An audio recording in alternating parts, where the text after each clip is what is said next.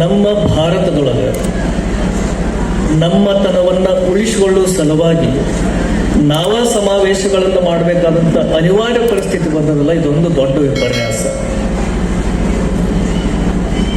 ಯಾಕೆ ಹಿಂಗಾಯ್ತು ಅನ್ನೋದನ್ನ ನೋಡುವುದಾತಂತಂದ್ರೆ,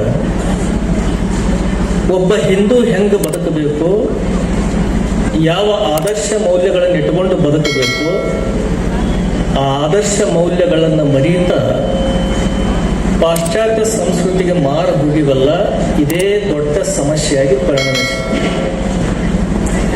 ಬಹುಶಃ ಭಾರತ ಅಂತಂದ್ರೆ ಅವ್ರು ಹೇಳಿದರು, ಪ್ರಾರಂಭದೊಳಗೆ ದೇಶಕ್ಕೆ ಭಕ್ತಿಗೀತೆಯನ್ನು ಹಾಡುವಾಗ ಸಹೋದರರು ಬಹಳ ಸುಂದರವಾಗಿ ಹೇಳಿದರು, ವರ್ಣನೆಯನ್ನು ಮಾಡಿದರು. ಆಗಿನಿಂದ ಈಗಿನವರಿಗೆ ಏನೆಲ್ಲ ಘಟನೆಗಳು ನಡೆದಾವ, ಎಲ್ಲ ಘಟನೆಗಳನ್ನು ಒಂದು ಗೀತೆ ಮುಖಾಂತರ ಅವರು ತಿಳಿಸಿದರು. ಮುಖ್ಯ ವಕ್ತಾರರು ಕೂಡ ಒಂದು ಮಾತನ್ನು ಹೇಳಿದ್ರು, ಏನಂತಂದ್ರೆ ಭಾರತದೊಳಗೆ ಹುಟ್ಟಬೇಕಾಗಿತ್ತಂತಂದ್ರೆ ಎಷ್ಟೋ ಸಾವಿರ ಜನ್ಮದ ಪುಣ್ಯವನ್ನು ನಾವು ಮಾಡಿರ್ಬೇಕಂತ. ಅತ್ರಾಪಿ ಭಾರತಂ ಶ್ರೇಷ್ಠಂ ಜಂಬುದ್ವೀಪೆ ಮಹಾಮುನೆ. ಉಳಿದ ಎಲ್ಲಾ ರಾಷ್ಟ್ರಗಳನ್ನು ನಾವು ಭೋಗ ಭೂಮಿ ಅಂತ ಕರೆದು ನಮ್ಮ ಭಾರತವನ್ನು ನಾವು ಯೋಗ ಭೂಮಿ ಅಂತ ಕರಿತೀವಿ. ಇಡೀ ಜಗತ್ತಿಗೆ ಭಾರತದಿಂದ ಏನಾದರೂ ಸಿಕ್ಕದಂತಂದ್ರೆ ಅದು ಯೋಗ ಮತ್ತು ಆಧ್ಯಾತ್ಮ. ಹೀಗಾಗಿ ಭಾರತವನ್ನು ಜಗದ್ಗುರು ರಾಷ್ಟ್ರ ಅಂತೇಳಿ ಇವತ್ತಿಗೆ ನಾವು